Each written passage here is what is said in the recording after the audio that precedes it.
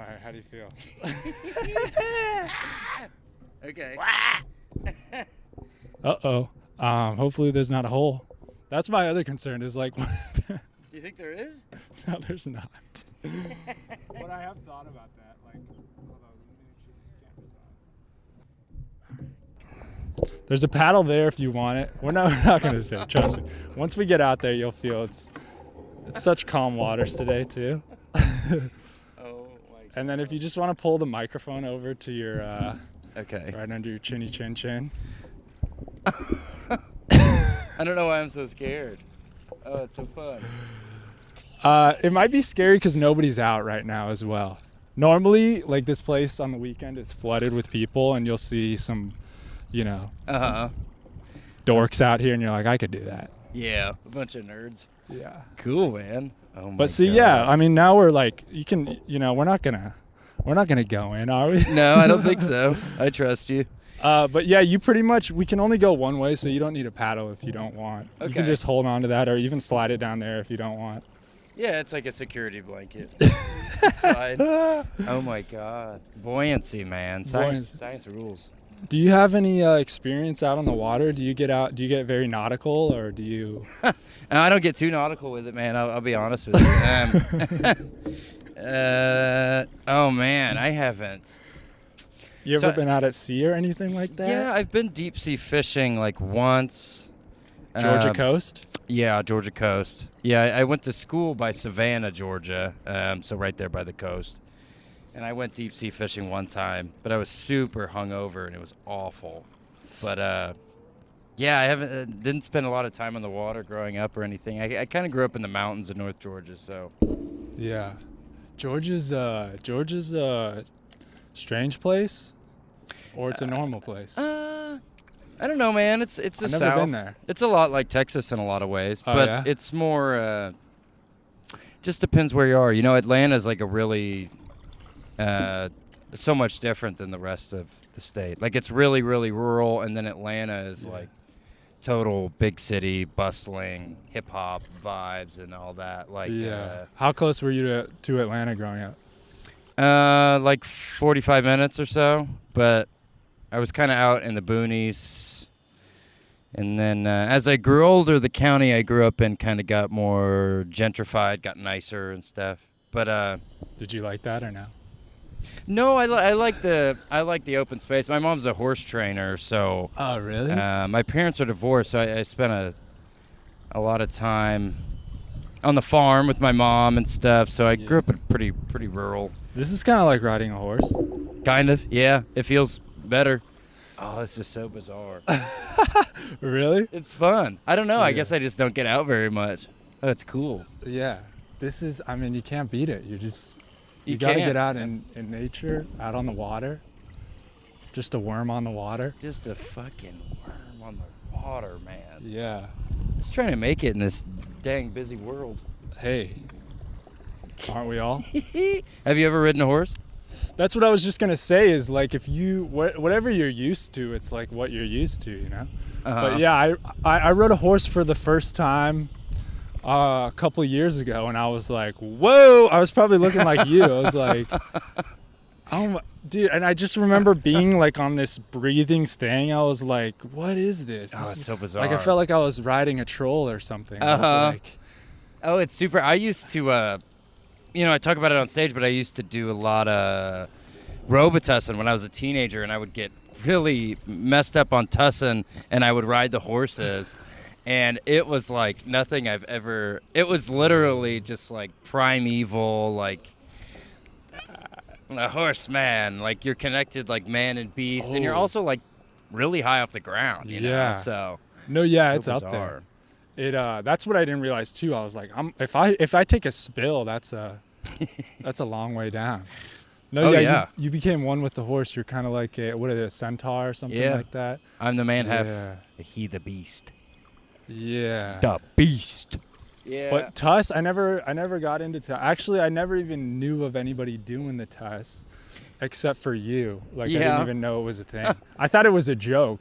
What's funny is like you laugh at things for different reasons. So, like sometimes you don't even know what someone's laughing. Yeah. Like you have a purpose, but they could be laughing for, I thought it Yeah. was because it was a ridiculous thing. Yeah, like a non sequitur or something. But no, it's real. Like, yeah, I don't know. All my friends used to do it. Maybe it was just like a Georgia thing. I don't know. I think people do it. It's like a teenager thing to do. It is?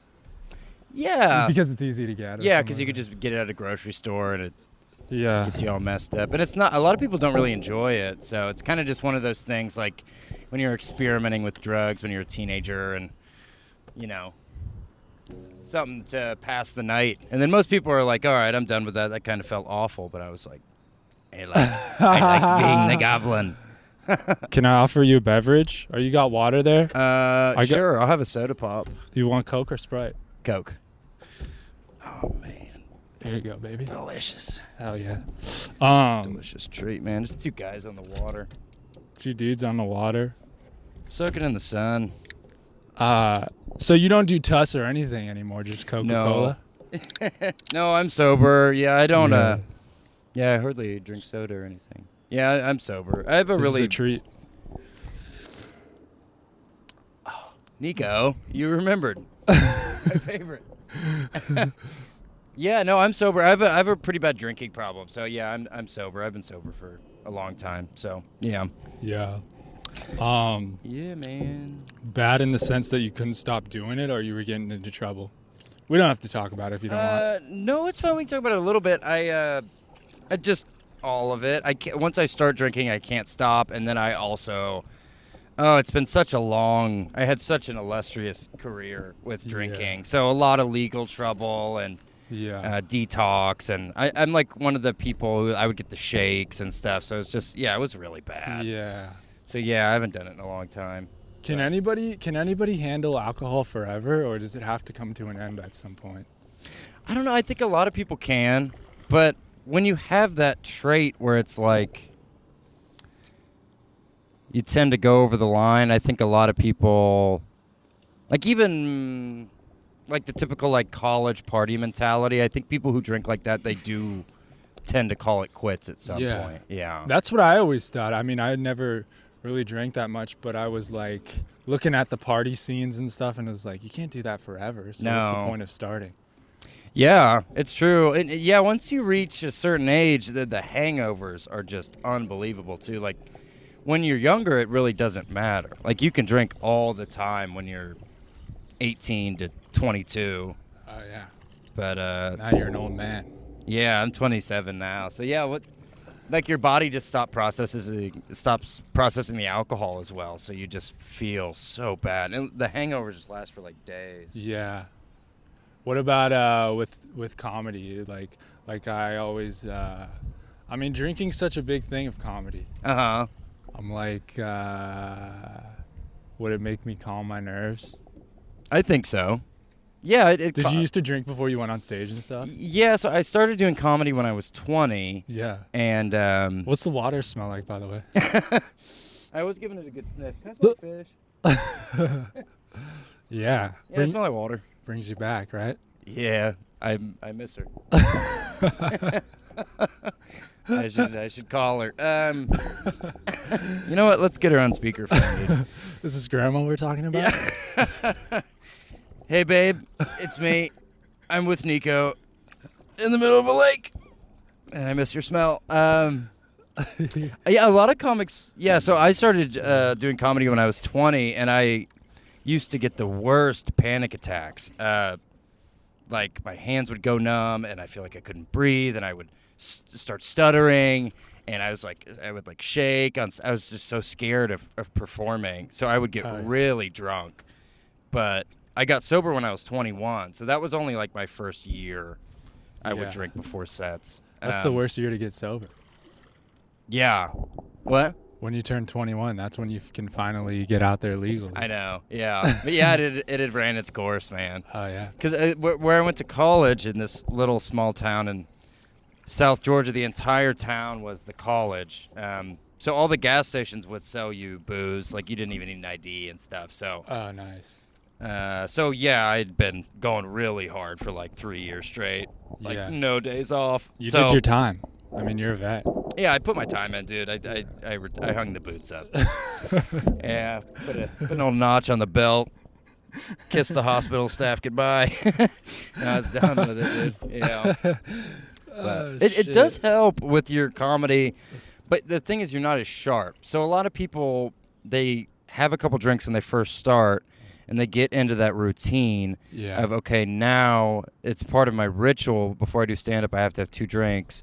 So when you don't do that, it sets you off. It's just bad to have a prerequisite that you need to be funny. You know what I mean? Yeah. So you need to be able to turn it on all the time without having some big setup.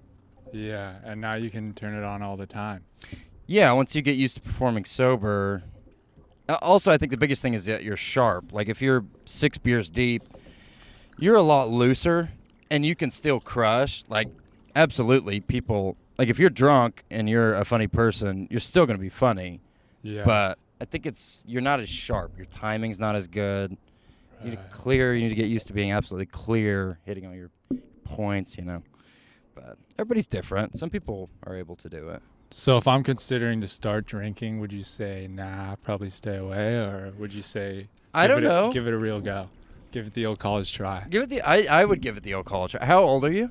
24. Okay. Turning 25 next month. Yeah, you're good, man. Give it a shot. Yeah, I'm still a baby compared to you.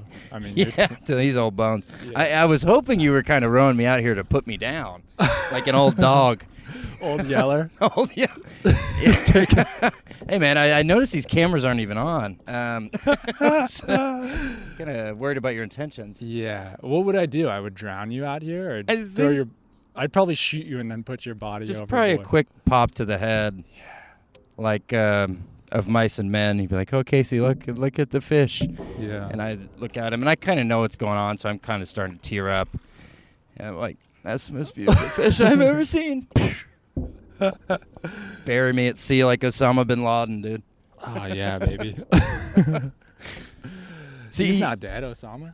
He's out there. He's with Tupac or something. Yeah, he's sipping Mai Tais with Jeffrey Epstein in Puerto Rico. Oh yeah. You've never been drunk? No, I got a little bit drunk the first time last summer for my brother's bachelor party. Yeah. That's the only time you've ever drank alcohol? No, I've drank alcohol. I shotgunned a beer with Dean Stanfield on here the other day.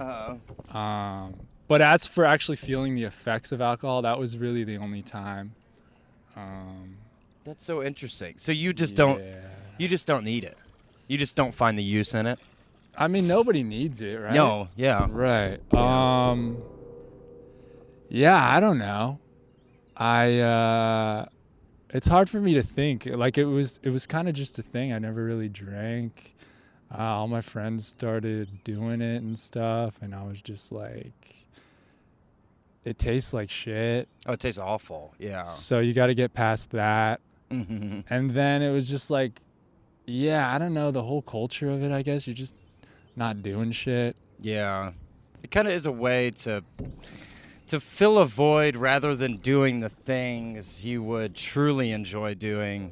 And rather than truly making the most of your life, it's a way to kind of make excuses, like kill time and just be not yourself for a while. But if you're comfortable with yourself, then you don't need it, you know? No. So a lot of people deal with trauma with alcohol. Like I know I did. So if you don't, I think it's just a really poor coping mechanism. So if that doesn't have any place in your life, then I think you're much better off for it. I think I just saw the negative effects of it with a lot of people, and I was like, yeah, I don't want to be that. And seeing these people not realize how they look right now, and I'm like, I don't want to be that. Yeah. So. Yeah. But the older I get, the more benefits I see from the social aspects. Like you're talking about it keeping you away from doing what you're supposed to be doing, but it creates a lot of opportunity. People like to have a drink, here, let's make a deal. Yeah. Let's have a beer. And it makes you looser, if you're hanging out, Yeah. Sometimes it is good to have a little chemical. Like if you do a big show with a big comedian and they're hanging out drinking afterwards, loosening up can allow you to be better friends with them, and it can create a lot of opportunities. or you might be nervous otherwise. Just imagine if we were a couple beers in right now, we'd be making out already. You'd be 2 fingers deep in me, dude. Dude. Wait, did you hang out with a big comedian and you had that situation? Well, yeah, I have in the past. Like, I do a lot of the secret shows with Red Band and some of those people, and I've met some a lot of comics I admire, and sometimes it can be hard for me to talk to them how I would like to, just because I'm so nervous. Dude, I don't know what the hell you say to somebody that you're like a fan of. What do you say? I don't know. Like, even if I try to think about it, if I knew months away I'm gonna meet this person, like, what the fuck do you say? Because they've heard it all before. Yeah. But like, people don't realize, like, behind closed doors how much of an effect they have on your life. So, but here they are. They don't know you, but you know them so well. Yeah. Because you consume all their stuff, all their media. Yeah. And you feel like you're friends with them, and then you actually meet them, and you're like, how do you convey that emotion? Yeah. And also, I feel like just as the future's coming upon us, like, I don't know what to say to anyone. Yeah. Like, what do you even, like sometimes I feel like I don't even know how to talk as much anymore. Yeah. I struggle with that. I have really bad social stuff. But Wait, dude, Red Band, remember when Red Band said that you're the future of comedy? Uh-huh. Dude, what was that like? That's crazy. Yeah, it Did you get a boner? It felt really surreal. For like 3 days after that, it felt so weird to see that.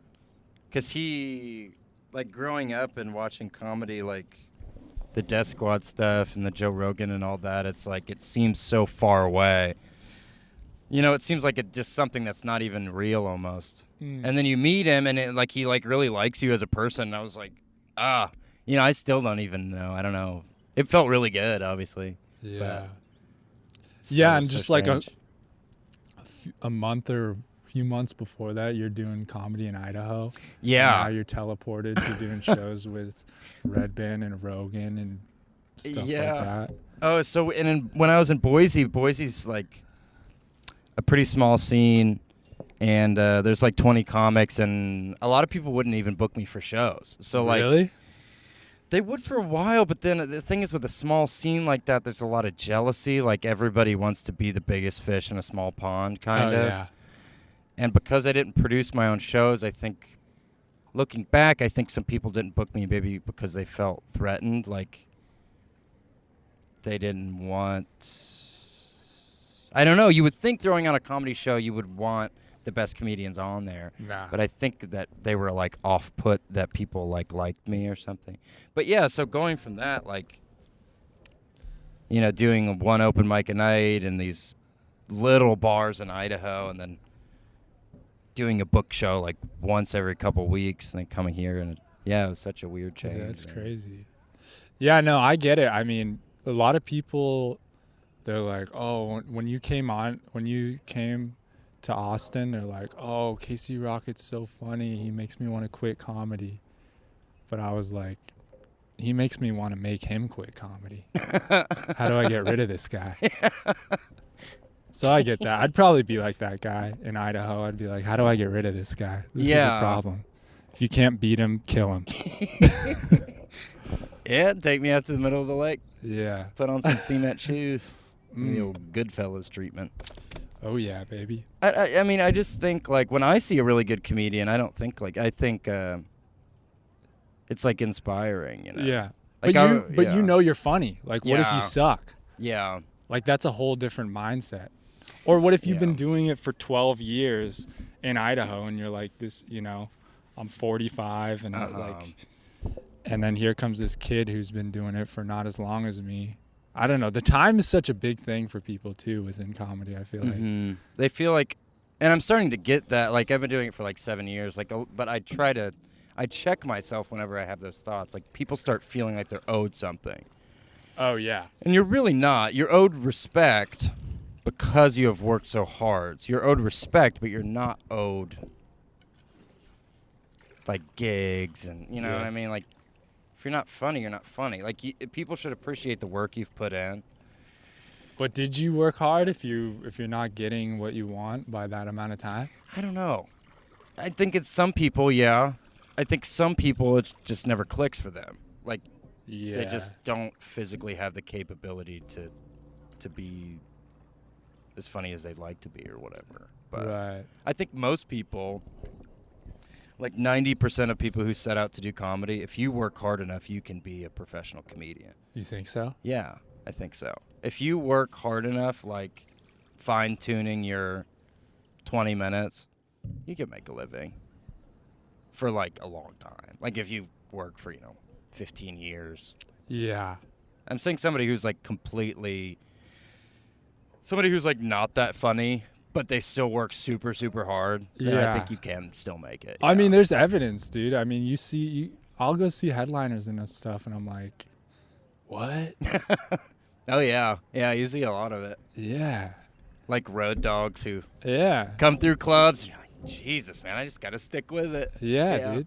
And then you see funny ass people, and you're like, what? Why aren't they, Yeah, I don't know how to like make it in comedy, but it seems like such a perfect storm of being unique and being in the right place and Yeah. making the right friends, and so many things have to go right for you to like make it or whatever. Right.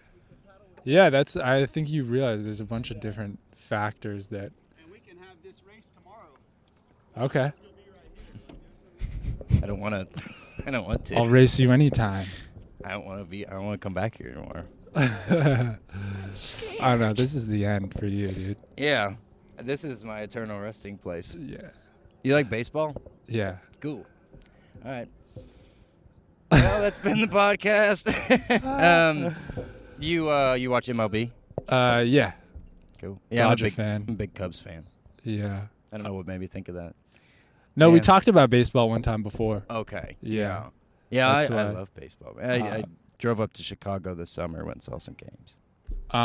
Wait, how'd you become a Cubs fan?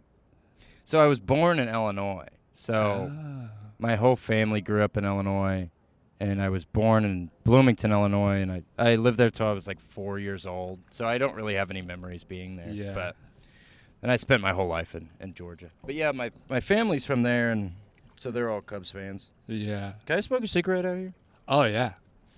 The last one. I think you get that when you're Death row. on death row. You also brought me a bucket of KFC and some strawberry ice cream for my last meal. Yeah. So cigarettes, that's the last nice thing that you get to have. Yeah, that's kind of my treat. Yeah. It's an awful. Smoking's so weird because it sucks so bad when you start doing it. Like it's disgusting. Like it hurts Yeah. and it doesn't feel good. But then once your body gets used to it, it's like the most addictive chemical in the world or whatever. So yeah. So what's the initiator? Trying to be cool? Yeah. Yeah. I think I started when I was like 12, and I had a friend named Chris, and his dad smoked, and we would go out there and we would like train ourselves to smoke. So we would start smoking them like cigars, like not inhaling. You're just crying. As Yeah. you're- Is it hurt? Stick it out. You want to be like Gary, right? His dad's name is Gary. Oh, yeah. And he's in prison now. That's besides the point. But We'll get into that later. we'll touch on that. Episode 2, when I'm a fucking ghoul and you're talking to me on a Ouija board. Just I'm spelling the longest story about Gary on a Ouija board. Yeah. But yeah, so you start with little inhales and whatever. It's such a nasty habit. Yeah. Wow, I couldn't imagine seeing 12-year-old Casey Rocket just putting cigarettes back. Yeah, we'd smoke like the half ones in the ashtray or whatever. And You lived a crazy life, don't you think? Or no? oh yeah, no, I have. Oh yeah, man, I've had such a weird life. I got kicked out of middle school in the A little 8th grade. troublemaker? Yeah, so my life was relatively normal. Grew up playing sports. My dad was my rec baseball coach. My mom was a horse trainer. I had a relatively normal childhood. And then in the 8th grade, I got in a fight with a kid in school, and I had started smoking weed at that time. And You beat her ass?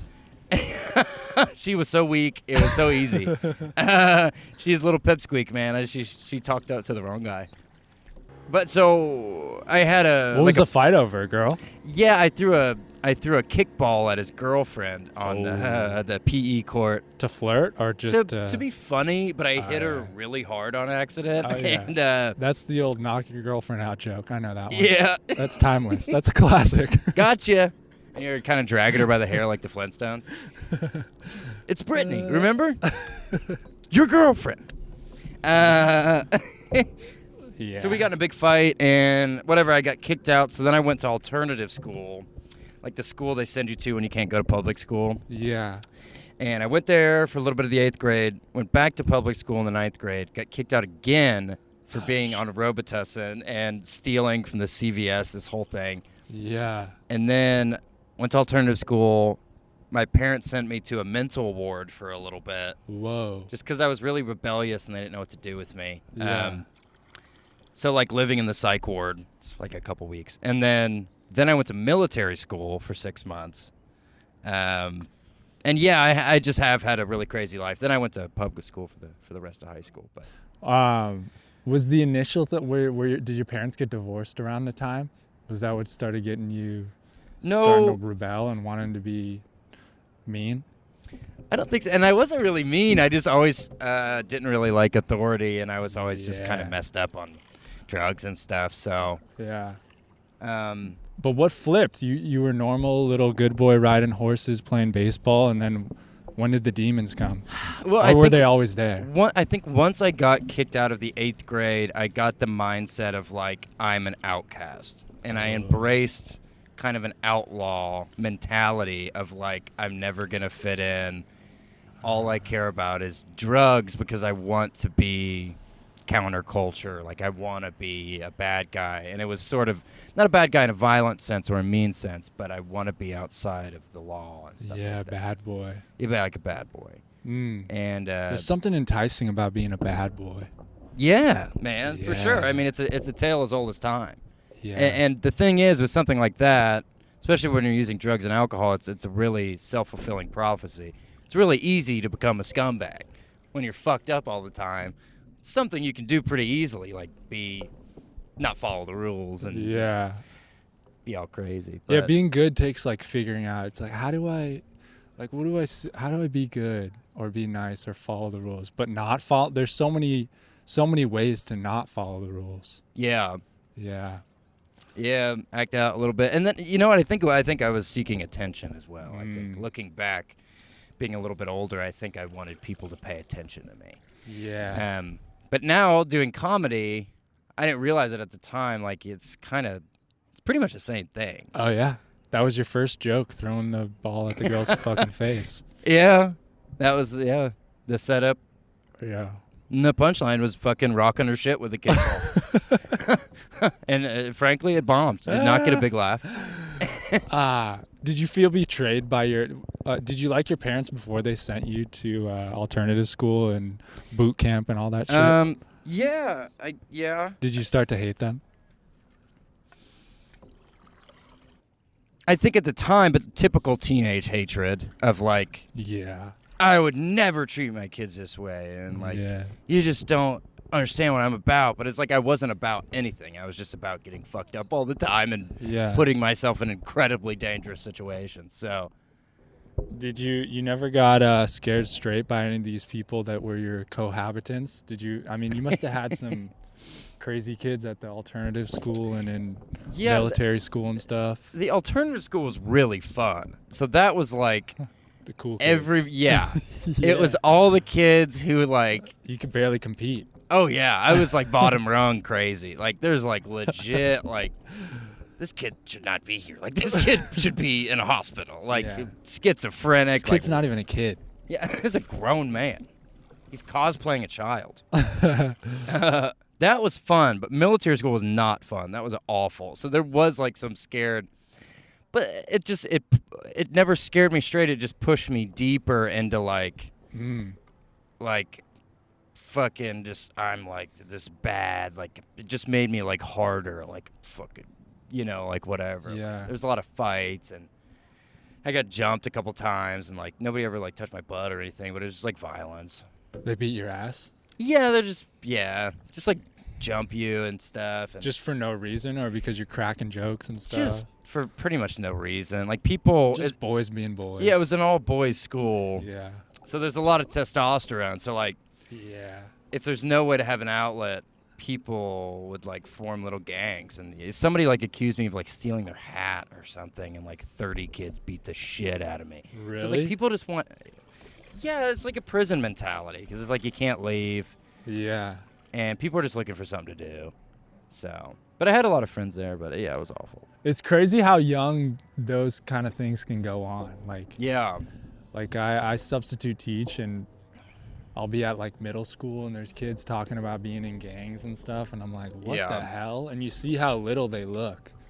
But I mean, little kids, they're savages. They're capable of bad stuff.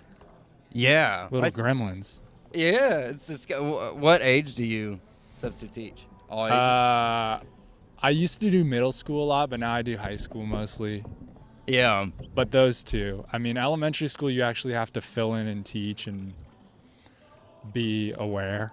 I think it's evolutionary. I think every human has that animal mindset that can be brought out, if you're in the right circumstances. Yeah. Wait, so when did the first seedlings of wanting to do comedy come around? When I was 16, I really wanted to start like a YouTube channel. Yeah. So I started getting into more stand-up, and we were just so bad in high school. Like, our whole lives were like, it was like Jackass, but everybody was on drugs, like, all the time. So, like, we were always throwing crazy parties and jumping off roofs and stuff. And so I wanted to make that into, like, a comedy thing. And Did you start the YouTube, or you didn't? There was a couple videos on there. There was one of me chugging vodka when I was, like, 14, and I haven't been able to find the video. But it was called Whopper Chug. And I chugged, like, so much vodka. Like, probably, like, 15 shots of vodka or something. Like, go. You could have been the original Shoe Nice, or who's the Nelk Boy guy that drinks all that? Oh, yeah. I don't remember his name. I know Steve will do it. Steve will do it. Yeah. Oh, Stevie. Damn, you were a pioneer. If only you would have. I know. I could have been at the nuts ground to floor. throw My it. life could be totally different, man. Yeah.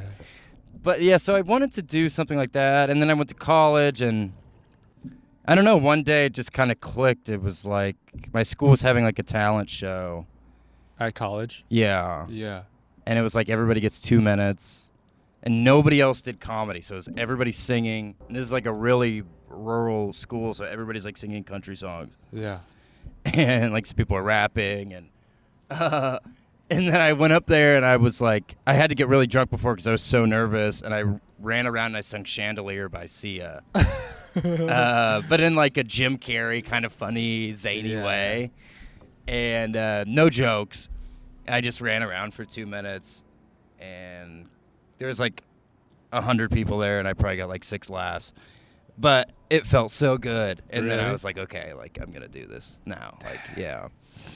Wait, what were you part of were you part of the newspaper in college, or were you on the radio, or what were you doing? I was a part of the newspaper, so I was like the head feature writer for the school magazine, and then I covered sports for the school newspaper, so I covered volleyball and baseball. And I was reading some of that stuff earlier.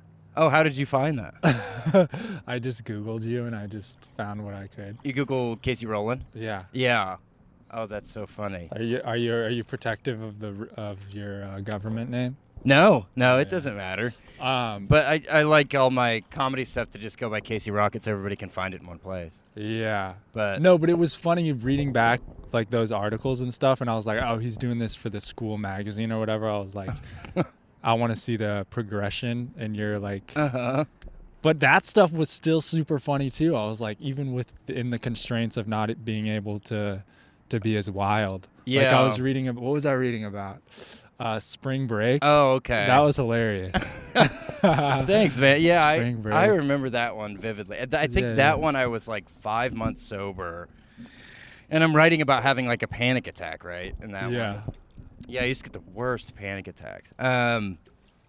What does Yeah. that come from? It's funny Even to think before of that. drugs, or is that because of drugs? I think it Or it's was just you. drug related.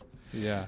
So like when I would get really drunk and the next day, like before I was having alcohol withdrawal, I would have these horrible panic attacks, like feel like I'm having a heart attack. My hands would go numb, my face would go numb, and it was awful. And then but once, how I know it was drug related, once I was sober for like a year, I pretty much never got them again. Yeah. So it's just, I think I just fucked up the chemicals in my brain. But yeah, I used to have them really bad. Does drugs, do you think, fuck up the chemicals in your brain forever, or no? I don't think so. I think are you changed as a person because of all the drugs and shit that you did, or no? yeah, probably. so? Yeah. Yeah, but I think I haven't reached a point of no return. Like I'm pretty smart and I'm pretty articulate and I've done hella drugs. So I don't think I'm any Yeah. worse off for it. Yeah.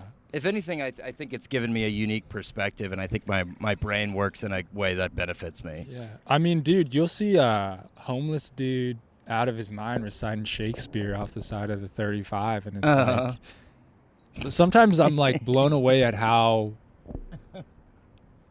much crazy people, or maybe that's not nice to say they're crazy, but induced people can be.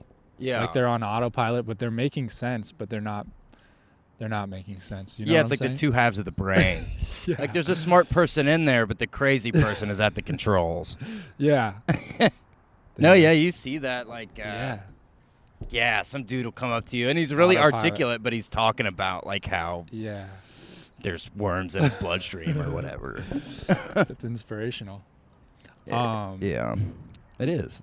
Oh, yeah. So I was reading about you writing about spring break, and then I was like comparing that to reading some other like comedy articles that you'd written afterwards. I think like 2020 times. Yeah. It was on some website. You post on some website? Yeah, so I used to write satire articles. There's some on Points and Case. Yeah. Which are my Points in Case. That's what it was. Those are the better ones. And then there's a couple on this website called Defenestration. Okay. But yeah, it's like a comedy publishing website, so you have to submit, and it's like really hard to get published. So I used to really work really hard for like a year, about 2020. Yeah. And I would write comedy satire articles, and it's mostly absurdist topics. Right. So it's not that different from my stand-up, but it's long form Yeah, for sure. stuff. I like that. Yeah. I mean, yeah. When I was reading, I was like, "You're a great writer." Thanks, man. Yeah. You were writing about you were reviewing The Irishman. Oh yeah, that might be my favorite one. Yeah. That one was hilarious. And then another favorite of mine was you talking about getting a 3 out of 10. Oh on the, yeah. That was my first one. So that was the Defenestration. So like, oh yeah. I worked so hard. It's the same thing with stand-up. Yeah. Like I worked so hard to get published, but comedy writing is so different than stand-up because nobody gives a shit once it gets published. So it's purely personal. But if you kill at stand-up, you can see, you get immediate, everybody likes this, and you get a big adrenaline rush. But I worked so hard to write that 3 out of 10 article, and I wrote a bunch of other ones, mostly stuff about Grimace that would never got published. Yeah. And then it finally does, and you're so excited. And with comedy writing, you put it on your social medias, and nobody fucking reads it. And you're like, why did I spend 3 weeks, working on this? Right. But it's like, yeah, to be a writer, we were born in the wrong time. yeah, Does anybody even read anymore? no, not that much. When's the last time you read? I mostly just listen to audiobooks. Yeah. I mean, reading is like, I don't know if we should even be teaching kids to read anymore. Siri can do it Reading? for us. It's like, I mean, it's like walking instead of driving. It's like reading. Read a book. Yeah, They were doing that in Bible times. Like, we're past that now. friggin' paper and ink. Shut up. Get the hell out of my room. Get your fucking feather and your quill or whatever. Yeah, get your damn fucking monocle on, stupid Monopoly bitch. Yeah. And get the hell out of my room, fat ass. But I was thinking about that with like the school newspaper and shit too. It's like I remember like being on the radio at school and stuff, and you're like stoked to get this approval, and you get past these gatekeepers who let you onto this shit, but it doesn't fucking matter. No. It's like that's the cool thing, I guess, about like, you know, wanting these publishers and these people, but like there's so much, you have so much power on your own nowadays. Do you feel like that or no? Yeah. Like yeah, if- for sure. like you you can could just completely do it. make it for yourself. Like, Yeah. the days of having to go through an editor to try to get your work out there are just completely gone. Like, most books are self-published now. Most blogs and movie review sites and things like that are started by the people, you know, Right. YouTube and all that. Yeah, it's almost like it is. You still have to work maybe even harder than before, but yeah, you're almost you're creatively, you're like you're your own boss, you know. Yeah. It And is I think the same goes for stand-up and entertainment in a way too. Mm-hmm. I mean, maybe it's not as cut and dry, but there's less. There's also, I mean, in the past, it was like you could get one thing and that'd blow you up. There's less of that. Yeah, that does not exist anymore. You Except know. maybe like I think Kill Tony is kind of a version of that now. Yeah, but it's not as big as like, you know, back in the day when they had Johnny Carson and you get on and you're like, you're set. You're done. Yeah, you're good for life now. Yeah, we don't. if I you do mean, good. if you get on Joe Rogan, that's pretty big, but it's not the same. Yeah. There's just also so much out there. Yeah. I think if you get on Rogan, which is, I think, probably harder to do than Carson. Much harder because you'd have to get to know Joe Rogan. But yeah, I think you would be set. But yeah, dude, it used to be if you got on late night, you were good. You're good now. Yeah. You can tour all over the country. Yeah. But That's it's so also like interesting. podcasts and stand-up are different. It's a different skill set. So it's like, Yeah. you that's know, true. there's funny ass people who go on Joe Rogan and it's not always set up for them to showcase who they are. Yeah, because you're having like a real conversation. It's not like an act. It is totally different.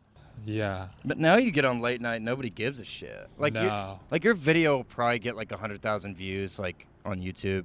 Yeah. But I don't know. Dude, I know comics who've been on late nights several times and they don't have a big following at all. Yeah, I mean, no, I know. it's still plenty of good as a people. credit and stuff, but Yeah. yeah, I don't know. If you play it right, like if you're already in with clubs around the country, I'm sure you can snowball that into doing like a tour. Yeah.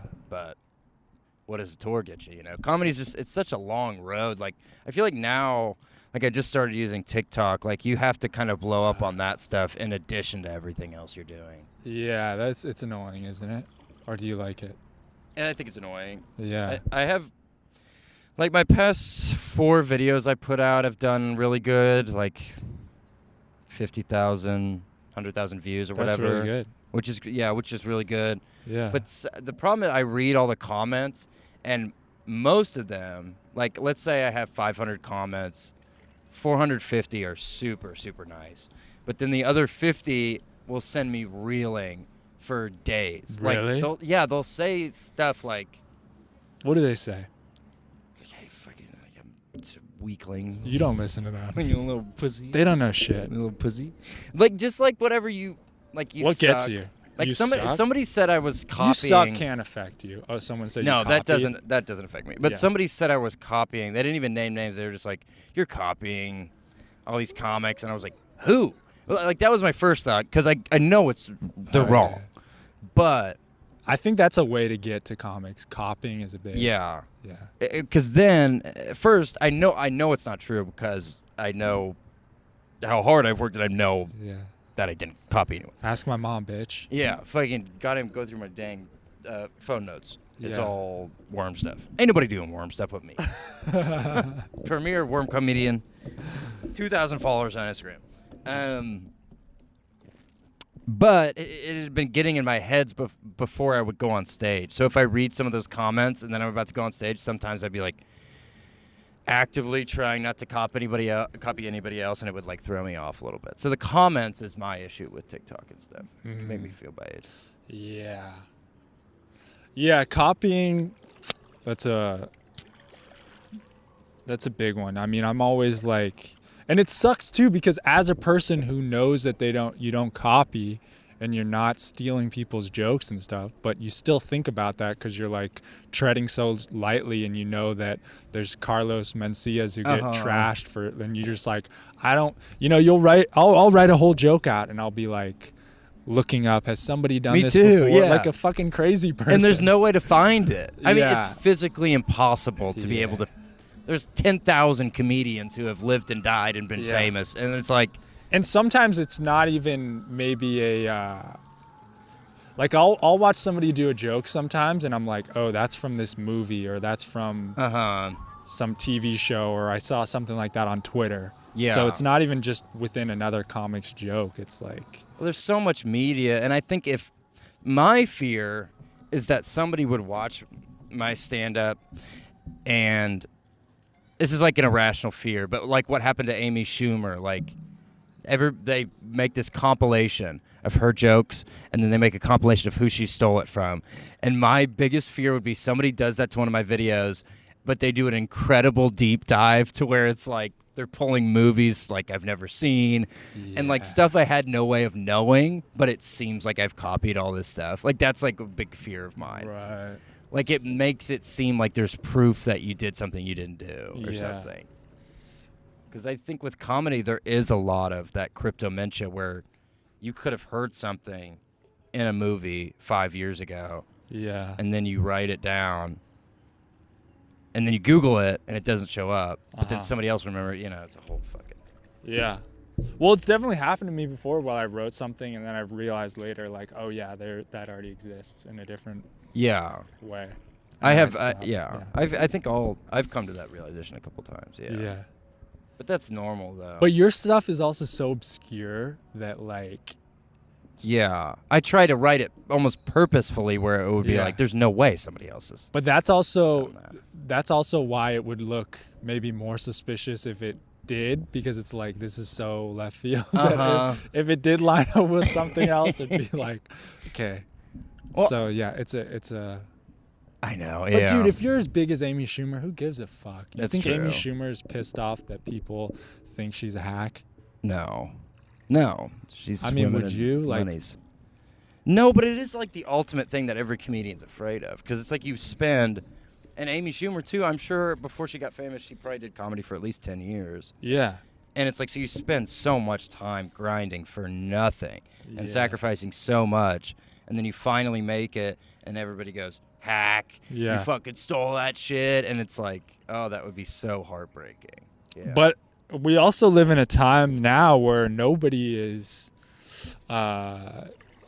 bulletproof to that. Everybody has some group that fucking hates them or who's getting roasted online, even if you don't do anything wrong, or if you're, Jesus Christ. Jesus has a bunch of people shitting on him all day. Yeah. And he, from all reports, was a pretty nice dude. He tried his best. He definitely did. He worked so hard. So yeah, it's like I was talking to somebody about people getting pissed online and fucking outraged and cancel or whatever. And it's almost freeing in a sense that everything you do is going to piss off someone. So it's just like, just carry on, because we're all canceled together by somebody else. I don't know. That's absolutely true. And you don't want to be... I have to like constantly remind myself of like my comedic morals and values, because you don't want to be something that everybody loves, right? That's probably not what you want. Yeah. If you have a unique voice, like a singular voice, you want some people to not get it. That's what you want. Right. Because I don't want 60-year-old people to watch my sets and get all of it. That doesn't... Like, that's not what you want. In order to have like a true fan base, you have to have people who don't like it. Yeah. I mean, just think of most of the stuff that you're a fan of. Your grandma wouldn't like it. Oh, yeah. Yeah, that's absolutely true. So. Yeah, the art and the media and the comedians and the things that make you who you are. Yeah. They all have thousands of people who hate them. Yeah. So that's true. We're talking about how long it takes to make it in stand-up a lot of time. Like, do you ever get impatient? Do you ever feel like, I mean, because you have this... recognition that happens sometimes, and you know that you go out and you're fucking killing. You have red bands saying you're the future of comedy. You've been doing comedy for 7 years. Is there ever a moment for you when you're like, what the fuck? Like, I deserve more than I have. Do you ever feel like that? No, I'm more that does happen sometimes. I wish I just had like a little bit more money. Like maybe I got paid like a little bit more, so like I wouldn't, because I struggle really bad financially. But I am more worried about that I have lost it. That's a constant fear, is that I peaked like 2 months ago or something. But that's always been my fear, like, because comedy is ebbs and flows. It's peaks. You do a big show, you fucking murder, everybody's coming up to you, and the next day you do Lucky Duck and you eat shit, and you're like, where am I? Where am I on the scale of being ready to be that person who can carry a show? I think that's just the nature of the beast. But I'm constantly worried that, like, my best days are behind me, or I've written all the best jokes I'm going to write. So it's more stuff like that. Yeah. Like, maybe I'm not as good as people think I am, is my concern. Yeah. Because, like, a lot of self-doubt. And I think the nature of, like, kind of what I do is more improvisational. And with the nature of that, you're going to have a lot of stinkers. Like, you're going to have sets that are bad. Just because you're trying new stuff all the time and you're going off the top of your head a lot of the time. Like, sometimes the shit you say just isn't funny.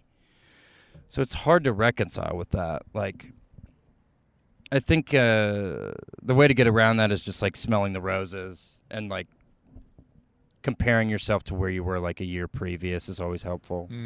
Because compared to a year ago, I'm a lot better.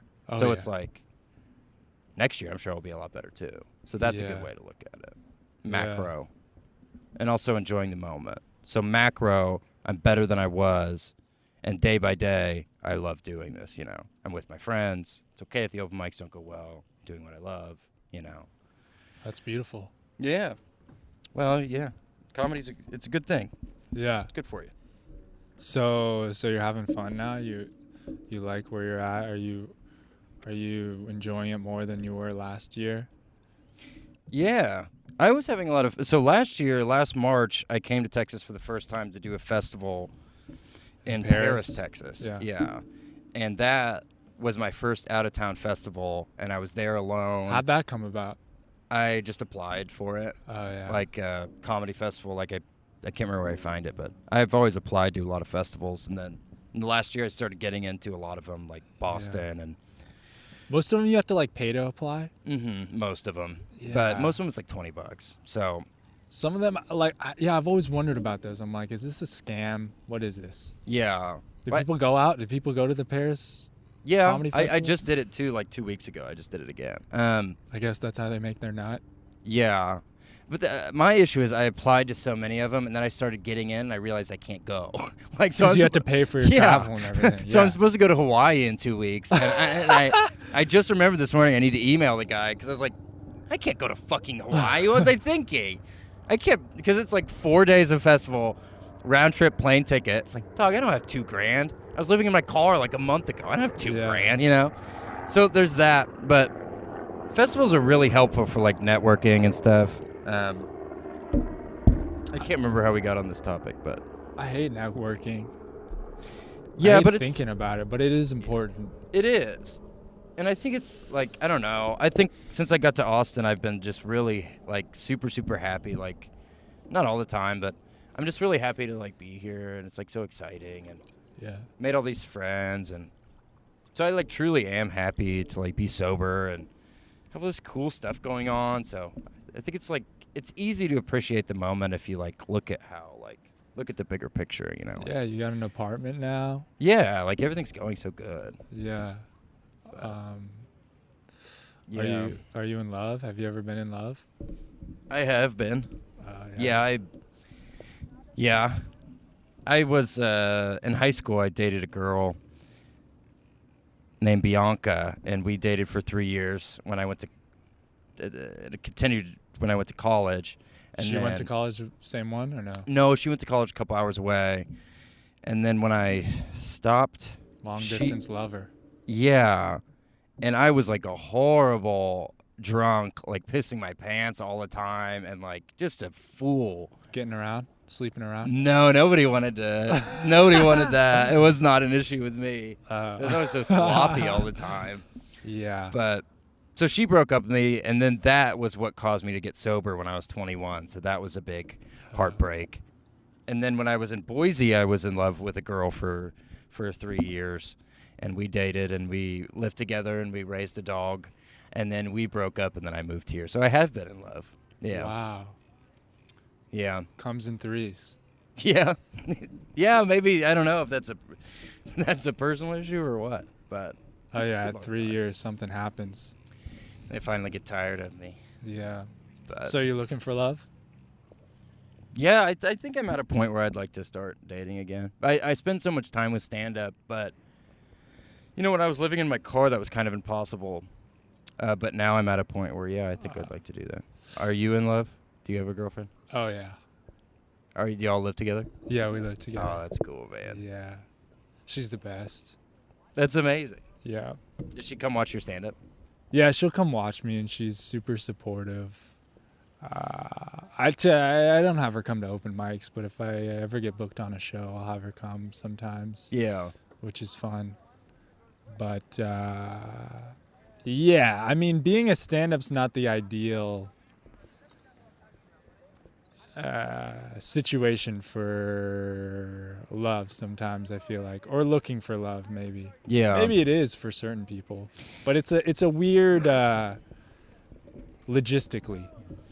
Well, yeah, you have to commit, all your prime hours for where you would be spending time with women, like nights. Yeah. 5 p.m.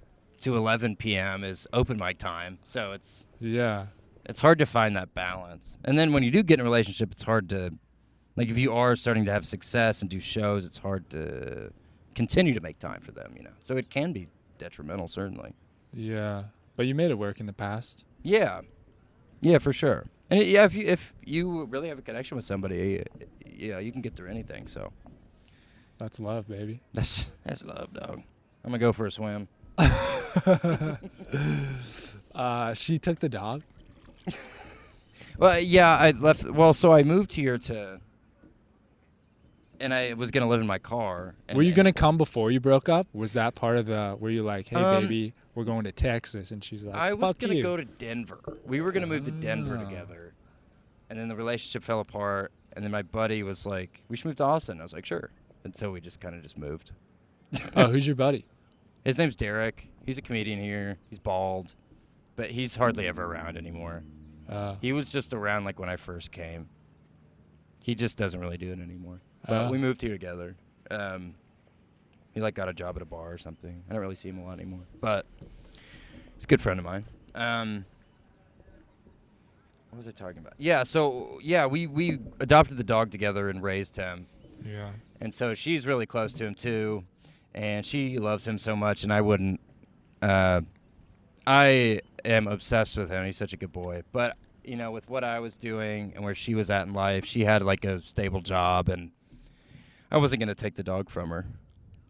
I would never do that. So I'm okay with dealing with the emotion of not having him. Like, I know I'm a strong person, so he's a good boy, and I like it. Well, I know he's safe is what I'm trying to say. So it's like I didn't abandon him.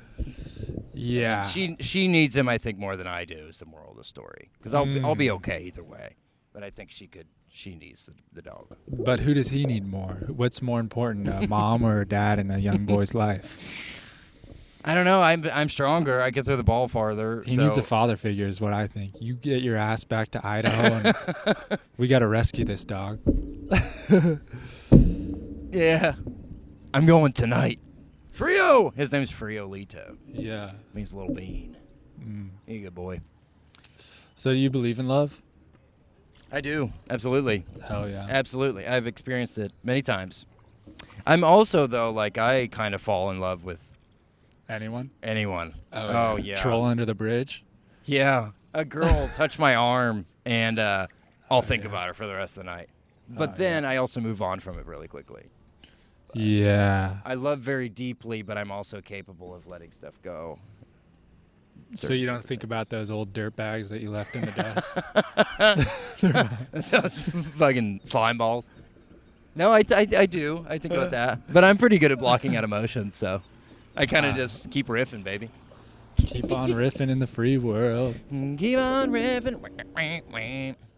Yeah. Here comes the wave. It's happening. Is there anything better than being out on the lake, trapped? This is actually really nice. Do you take your girlfriend out here? Yeah. Dude. Oh my god. Not enough. I got to take her out again. We got to come out more often. How long y'all been dating? Coming up on 7 years. Oh my god, you are in love. Yeah. Wow, so you met her in high school? Yeah. Oh man, that's so cool. Yeah. That's amazing. Yep. We both moved here together, and she's a keeper.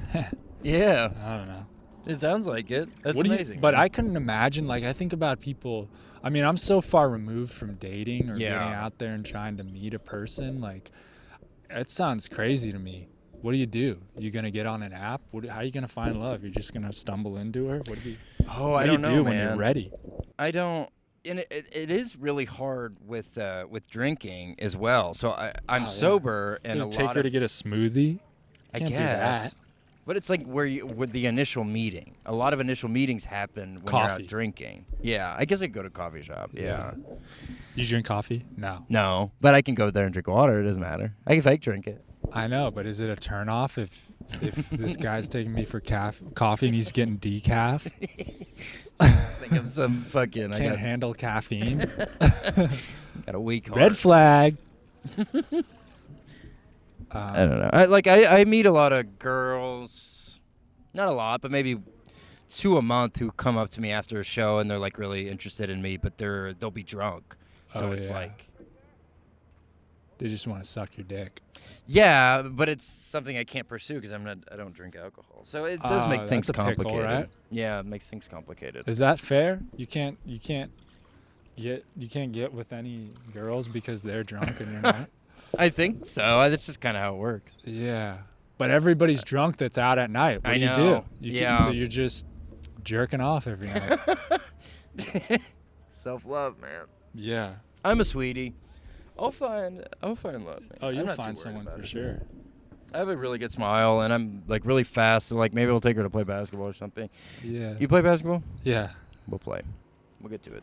Yeah. Yeah, I used to play travel, and it's on the middle school team. Oh, yeah? Yeah, I love basketball. Yeah. Yeah, it's fun. Dude, it's so fun to be able to work out and have fun. Like, yeah. Just actually working out is like not fun. No. So to play basketball, play a game, get competitive. You do so much of that when you're a little kid. Like, it's like sports and you got all that stuff. And then when you become an adult, it's just like, oh, now you get to watch Netflix. Yeah, you get away from just like teams. Fun for fun. Yeah, team. Yeah, the team. Being competitive. I guess that's what stand-up comedy is for, to be competitive. Take other people down. Yeah. That's out of my way. Losers. I'm the best. I'm funniest bitch. Yeah, comedy's so weird. Like, people, because you don't see a lot of it in Austin, but you'll meet people who are, you could tell like they're trying to get ahead, and they'll say snippy things to you. But it's such a weird context to be rude to somebody, because it's like, oh, you suck. Watch this. And they step on stage and they're like, it's funny to be competitive about comedy because the whole nature of it is so dumb. So you're like fucking, oh, sorry, I guess you're small time. You're not ready for this. And they step on stage and they're just like fucking boobs driving or whatever. It's so dumb to be cocky about being funny. It's such a dumb thing to be cocky about. Oh, yeah. I mean, yeah, I look around and I'm like, we're all losers. Yeah.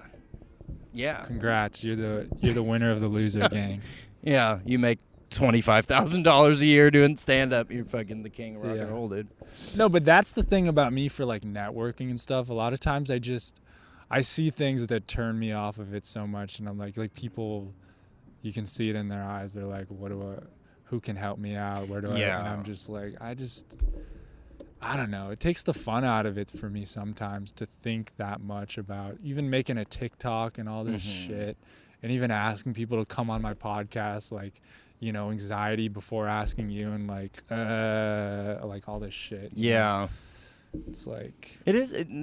there was capitalism, baby. There was a long time where I didn't want to do any of that. I had the mentality of like, I'll let my act speak for itself. But it's like, one, I'm also super nice to newer comics because I know it could be really overwhelming to be alone at open mics when you're doing bad and you feel really alone. So I'm always make sure to be really outgoing to people that I meet at comedy shows and stuff. But also, as I've grown into comedy, I just like meeting people. So I don't really think of it as trying to get an advantage. I'm just like kind of happy to meet people who are doing the same stuff. Yeah. Were you did you actually suck for a bit? Yeah, I was so bad for like when you started in Georgia? So I did 2 years when I was in college. But how close were you to what you're doing now? Were you doing similar stuff, or were you like a completely different act?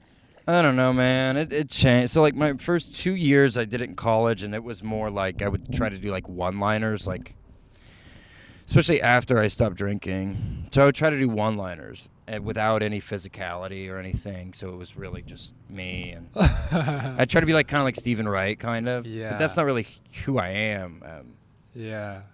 I think you would find when I am drinking, I am that person that I am on stage. Like, I need constant. I can't turn it off. I'm always, like, it's probably really annoying to be around. So that is who I am, like Casey Rocket on stage. Like, that is a part of me. So it's not hard for me. Super hard to switch into that zone because that is kind of who I am. But I digress. Yeah, and then there was a while where I only told stories. When I first moved to Boise, I would only tell stories. Wait, how'd you end up in Boise? My friend I was living with in Atlanta was moving out there, and I went with him just to visit. And then they had a comedy club, so I started doing a little stuff there. And I'd like never been booked for a show, and then all of a sudden, like, they thought I was really good because I was from a different city. So from like a big city like Atlanta. So they started putting me on all these shows, and it gave me a lot of confidence, like, oh, I'm finally doing it. And that made me grow so much faster because it was like, all you need is that one little push, somebody telling you that you're like doing the right thing, kind of. Yeah. So, yeah, so I stayed there, and then I started dating that girl. So I was there for like 3 years. Yeah. So, but like the first 3 years, you're really just bombing? Oh, I was so bad. Yeah. I would bomb almost every single set. Yeah. And how did you stick with it?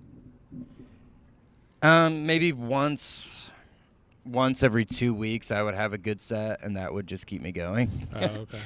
But yeah, I didn't really have anybody there, and I had one friend who was really supportive in Atlanta, and he would go to a lot of my open mics, and his name's Nick. He's a good friend. He just came out here, and he's always been really supportive. So like he would tell me like I was doing really good. And just some part of me just told me it was what I needed to do. Like, I just didn't have a choice. Like this is what I want to do. I don't want to work at a desk job. So, like, I need to work really, really hard at this so, like, I can figure out how to do it. It almost, like, pushed me to do it harder because it wasn't working. Yeah. It's like I have to figure out how to do this. Like, yeah. It was so frustrating failing. It hurts so bad to suck. It hurts so bad. Yeah. Because it's all you want. But, like, baseball and sports, like, you can, like, practice all day. And stand-up is similar, but it's like when you're first starting, you can't, like, teach funny. Like, you have to learn how to be on stage and be funny. And it's different for everyone. Baseball, it's like throw the ball faster, you know, if you're a pitcher, or it's in front of you what you need to do. And nobody can write your jokes for you, you know. Yeah. Nobody can tell you how to be unique. That has to come from yourself. So, yeah, it was just so, God, I would be hard. I can remember, like, crying after open mics and stuff because I would just eat shit. I just had no idea what I was doing. Yeah. So it just, and that is why I'm super, super sympathetic to when I see new people at open mics. I always make sure to tell them, good job, and I give them my Instagram. It's like, because I just know what it's like. Like, you've invested so much, and it takes so much bravery and heart to put yourself out there only to fail. Yeah. So I know like you need a friend or whatever. 'Cause I know Yeah. I did. Yeah. People forget that, I feel like. Yeah, people can just be mean like to new comics and stuff, and it's like you're not so hot yourself, buddy. You know? You Yeah. should be nicer. We're all in it together. Hell yeah. When did you become Rocket Boy? My friends used to call me Rocket in high school. So Why? one time we had a math teacher. We were all in like dumb math, like the math for people who couldn't fucking learn, is like all my drug friends, and like we were all happened to be in the same class. And the teacher went around on the first day of school and did that thing that teachers do, where they're like, she's trying to be cool, and she's like, does anybody go by any like nicknames? Like, I don't have to call you by your first name. You can go by whatever you want. And I put my hand up, and I was just riffing, baby. And I was like, yeah, you can call me Rocket. All my friends call me Rocket. And I said, Rocket, like the ship.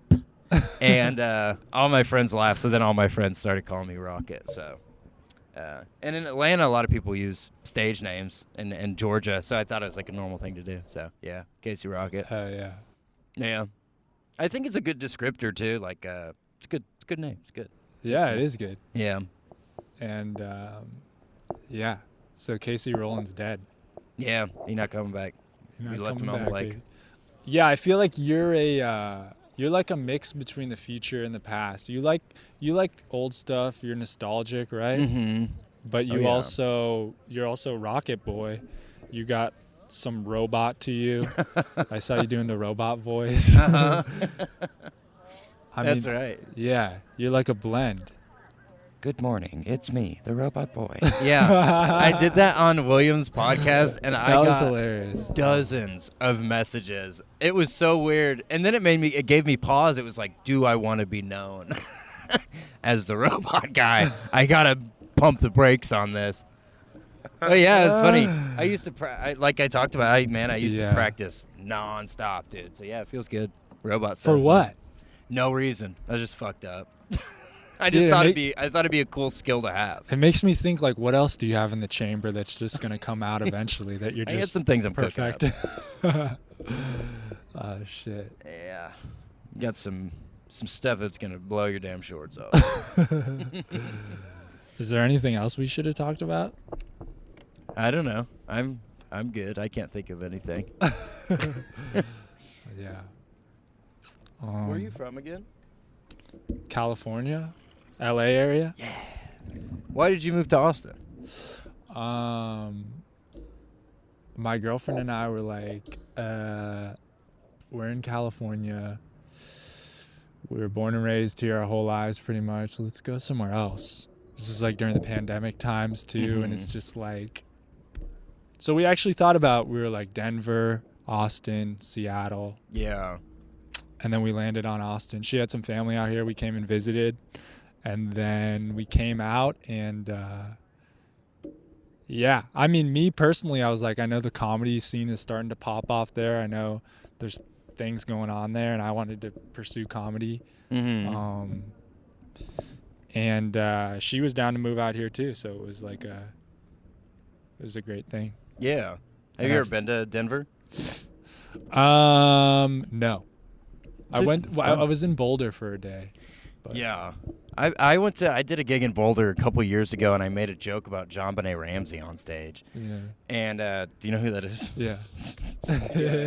She was killed in Boulder, and I didn't realize that at really? the time. Sore subject. Yeah, it was like completely silent. And I didn't realize how in poor taste that was until like 6 months later.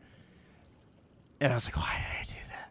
I used to do a lot of stuff like that, like Vern Shock. Troyer stuff. Yeah, Yeah. but it would be little, whatever. It's like clearly satirical, but yeah, like making fun of people who had died, and now it's like I used to like make fun of Brittany Murphy, and I just watched the documentary about her life last night, and I was like, I'm never making another joke. She was a beautiful soul. But isn't it sometimes hard to think about people being like offended by things, or like Yeah. actually like, Could you imagine being in an audience and someone makes fun of some dead person who you really like, and you're just like, "Hey, buddy." Don't you dare. This is Brittany Murphy's hometown. This is where she went to elementary school. I'm doing a gig in a school. Yeah. But, I think the joke comes first, man. So if you think it's going to get a big laugh, you got to throw it out there. Yeah. Everything else is secondary. Yeah. Well,